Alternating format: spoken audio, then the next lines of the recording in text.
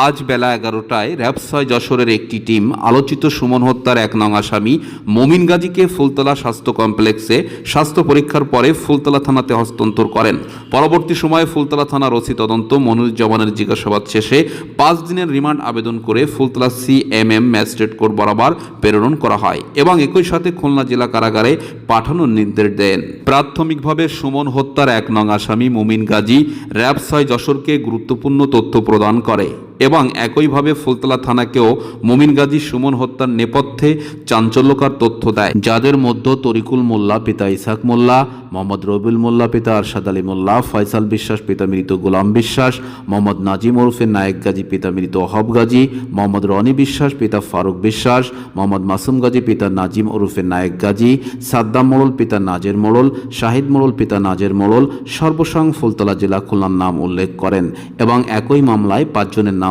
অজ্ঞাত রয়েছে। উক্ত মামলায় মিনারুল মোল্লা পিতা আব্দুল লতিফ মোল্লা, মমিন গাজী পিতা নাজিম গাজী ওরফে নায়েক গাজীকে পুলিশ খুলনা জেলা কারাগারে হস্তান্তর করে, যার মামলা নং ১৪ তারিখ ২৩/৪/২০২৫ ধারা ১৪৩, ৩৪১, ১০৯, ৪২৭/৩৪, ৩০২ পেনাল কোড ১৮৬০ রুজু করা হয়েছে। আলোচিত সুমন হত্যা মামলায় অন্য আসামিদেরকে ধরতে প্রশাসন মাঠে ময়দানে সক্রিয় আছে।